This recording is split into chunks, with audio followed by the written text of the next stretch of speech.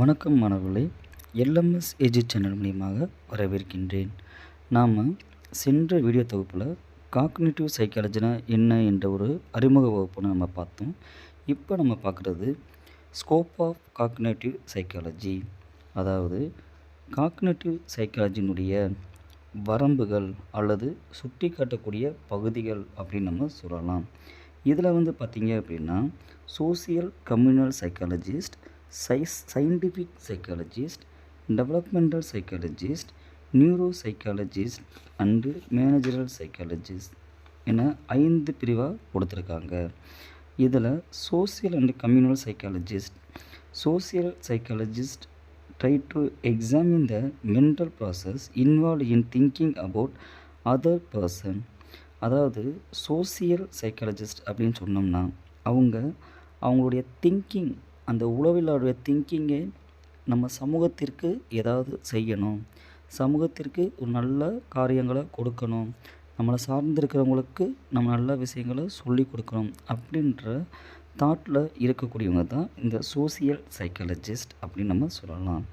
அதே போல் scientific psychologist, இந்த சயின்டிஃபிக் சைக்காலஜிஸ்ட் பார்த்திங்க அப்படின்னா இவங்க the clinical psychologist inspect the role of mental practice play in the சைக்கோபேத்தாலஜி.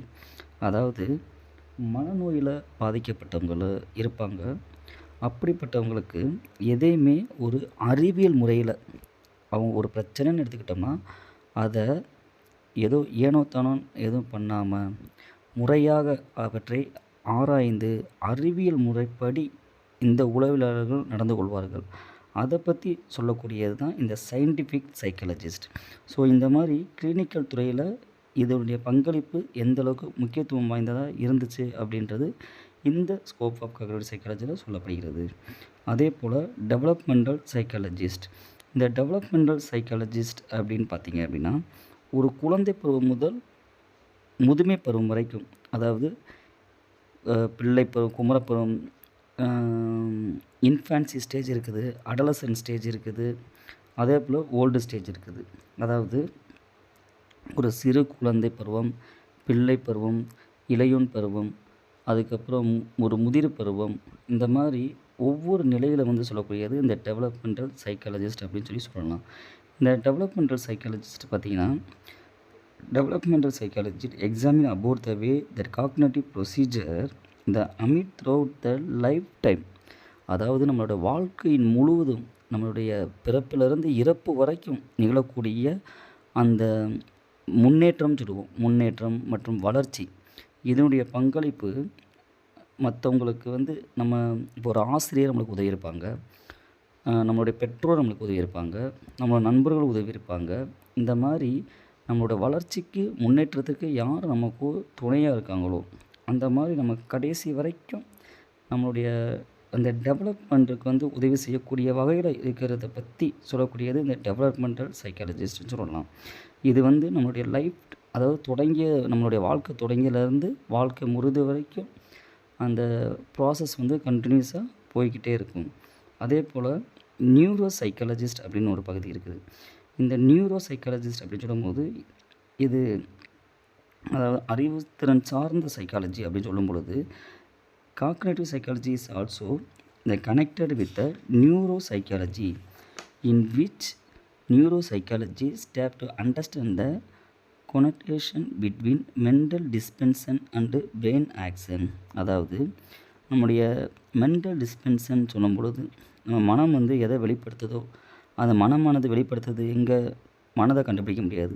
அப்போ பிரெயினுடைய செயல்பாடுகள், அந்த பிரெயினுடைய ஆக்ஷன், நம்மளோட மூளை செயல்படக்கூடிய விதம் எப்படி இருக்குது, அந்த மூளை செயல்படும் விதத்துக்கு தகுந்தாப்பில் நம்ம மனமானது எப்படி இயங்குது, இந்த மாதிரி நம்மளுடைய நர்வஸோடு கனெக்ட் பண்ணக்கூடிய விதத்தில் இருக்கக்கூடியதான் இந்த நியூரோ சைக்காலஜின்னு சொல்லலாம்.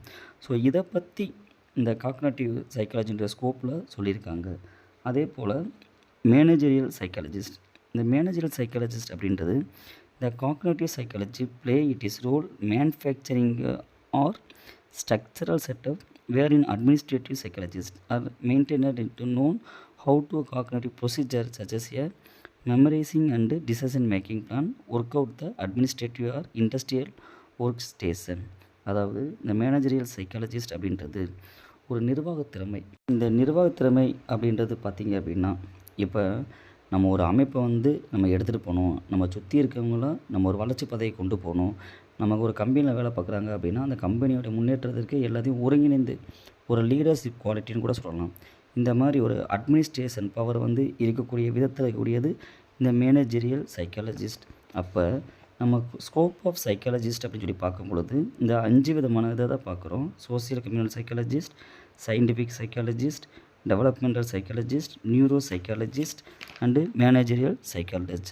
ஸோ இது எந்த அளவில் உளவியலுக்கு தன்னுடைய பங்களிப்பை கொடுத்துருக்கு, தன்னுடைய பரப்பு எல்லையை கொடுத்துருக்கு, தன்னுடைய வரம்பானது கொடுத்துருக்கு அப்படின்றது தான் இந்த பகுதியில் நம்ம பார்த்தோம்.